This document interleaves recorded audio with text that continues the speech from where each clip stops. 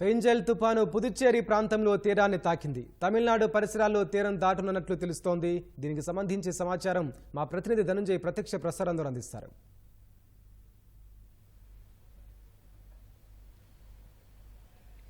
Thank you Venkatesh. మొత్తం Fengal తుఫాన్ అయితే ప్రస్తుతం తీరాన్ని తాకిందని చెప్పాలి. కొద్దిసేపటి క్రితం ఇది తీరాన్ని తాకినట్టుగా వాతావరణ శాఖ అధికారులు చెబుతూ ఉన్నారు. మహాబలిపురం అలాగే పుదుచ్చేరికి సమీపంలోనే ఇది తీరాన్ని తాకింది. ప్రస్తుతం మనం లేటెస్ట్ శాటిలైట్ పిక్చర్ చూస్తే కనుక స్పష్టంగా ఈ తీరం తుఫాను తాలూకు ఛాయలన్నీ కూడా దీని సైక్లోన్ అయి స్పష్టంగా లేనప్పటికీ కూడా తుఫాన్ తాలూకు ఛాయలు ఇక్కడ స్పష్టంగా కనిపిస్తున్నాయి ఈ తాజా శాటిలైట్ పిక్చర్ ప్రకారం చూస్తే కనుక. అయితే ఈ పూర్తిగా భూమి మీదకి రావడానికి మాత్రం మరొక 3 గంటలు సమయం పట్టే అవకాశం అయితే కనిపిస్తుంది. అయితే ఇది భూమి మీద ప్రస్తుతం ఇది తీరాన్ని తాకింది కాబట్టి ఇది క్రమంగా బలహీనపడే అవకాశాలు కూడా ఉన్నాయని చెప్పి వాతావరణ శాఖ అధికారులు చెప్తున్నారు. ఎందుకంటే రాత్రి 11:30 గంటల సమయానికి ఇది పూర్తిగా తీవ్ర వాయుగుండంగా బలహీనపడుతుందని చెప్పి కూడా వాతావరణ శాఖ అధికారులు చెప్తున్నారు. అయితే ప్రస్తుతం తుఫాను అత్యంత సమీపంగా దీన్ని తీర ప్రాంతాన్ని తాకి ప్రస్తుతం ఇది భూమి మీదకి వచ్చే క్రమంలో ఈ ప్రాంతం అంతా కూడా ఉత్తర తమిళనాడులో ఉన్నటువంటి అన్ని జిల్లాలు అలాగే దక్షిణ కోస్తాంధ్ర రాయలసీమలోని తిరుపతి అలాగే కోస్తాంధ్ర జిల్లాల్లోని నెల్లూరు ప్రకాశం జిల్లాల్లో కూడా ప్రస్తుతం ఈ ప్రాంతం అంతా కూడా భారీ నుంచి అతి భారీ వర్షాలు చాలా చోట్ల నమోదవుతున్నాయని చెప్పాలి. ప్రత్యేకించి తిరుపతి ఉత్తర తమిళనాడులో ఉన్నటువంటి అన్ని ప్రాంతాల్లో కూడా అతి భారీ తీవ్రస్థాయిలో వర్షపాతం నమోదవుతుంది. దాదాపుగా 20 సెంటీమీటర్లకు పైగా ఈ ప్రాంతాల్లో వర్షపాతం నమోదయ్యే అవకాశాలు అయితే కనిపిస్తున్నాయి. ప్రత్యేకించి రాయలసీమలో ఉన్నటువంటి తిరుపతిలో కూడా భారీ నుంచి అతి భారీ వర్షాలు కొన్ని చోట్ల కురుస్తాయని చెప్పి కూడా వాతావరణ శాఖ అధికారులు చెబుతున్నారు.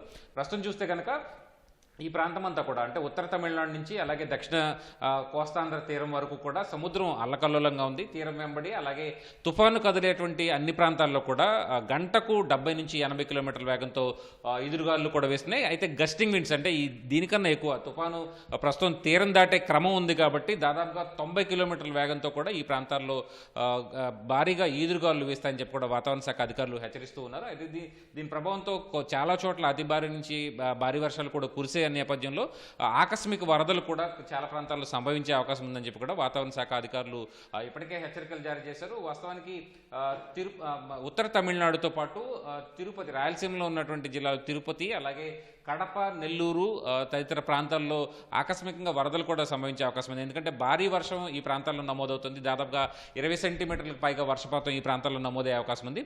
అయితే దీంట్లో ఈ ప్రాంతాల్లో మాత్రం ఆకస్మికంగా వరదలు వస్తాయి, అప్రమత్తంగా ఉండాలి లోతట్టు ప్రాంతాల ప్రజలని చెప్పి కూడా వాతావరణ శాఖ అధికారులు అలాగే రాష్ట్ర విపత్తు నిర్వహణ సంస్థ అధికారులు కూడా చెప్తూ ఉన్నారు. ఇప్పటికే ఇన్కాయిస్ కూడా అంటే తీర ప్రాంతంలో ఇక్కడ ఈ ప్రాంతాల్లో తమిళనాడుతో పాటు ఆంధ్రప్రదేశ్ కూడా ఇప్పటి వరకు కూడా వాతావరణ శాఖ రెడ్ అలర్ట్ జారీ చేస్తుంది. ప్రస్తుతం ఇది తీరం దాటినప్పటికీ కూడా రేపు ఉదయం వరకు కూడా తీవ్ర వాయుగుండంగానే ఇది కొనసాగే అవకాశం ఉంది.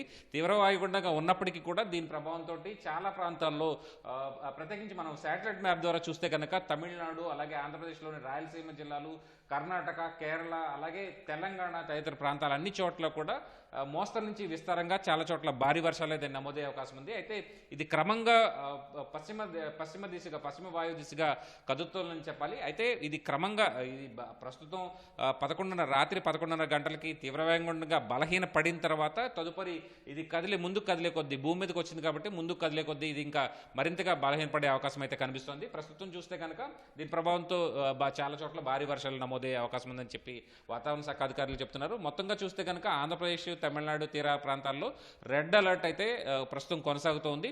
అయితే చాలా చోట్ల తుఫాను ప్రభావంతో భారీ ఎదురుగాలు వచ్చే అవకాశం ఉంది. రాయలసీమ జిల్లాల్లో దక్షిణ కోస్తాంధ్ర జిల్లాల్లో అలాగే ఈ ప్రాంతాల్లో ఎస్డీఆర్ఎఫ్ బృందాలను కూడా ఇప్పటికే రాష్ట్ర ప్రభుత్వం మోహరించింది. ఆయా జిల్లాల్లో కలెక్టరేట్లలో కూడా కంట్రోల్ రూమ్లు ఏర్పాటు చేశారు. రెవెన్యూ యంత్రాంగం సిద్ధంగానే ఉందని చెప్పి అధికారులు చెప్తూ ఉన్నారు.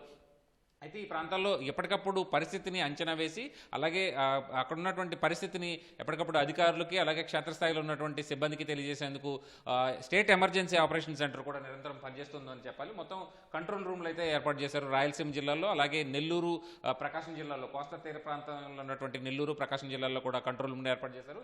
ఇక రాయలసీమలో ఉన్నటువంటి తిరుపతిలో కూడా అప్రమత్తత హెచ్చరికలు అయితే జారీ చేశారు. వాస్తవానికి ఈ ప్రాంతాల్లో ఎందుకంటే ఉత్తర తమిళనాడు అలాగే దక్షిణ కోస్తాంధ్ర జిల్లాల్లో ఉన్నటువంటి తుఫాను అతి సమీపంలో ఉన్నటువంటి ప్రాంతాల్లో అలలు కూడా తీవ్ర స్థాయిలో నమోదవుతున్నాయి.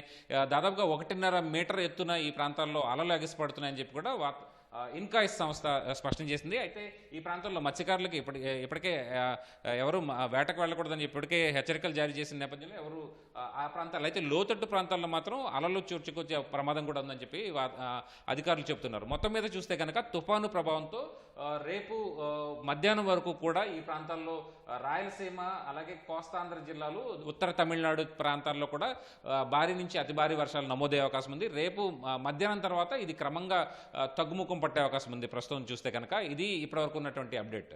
కెమెరా పర్సన్ నాగరాజ్తో కలిసి Dhananjay, ETV news, Vijayawada. Vote studio.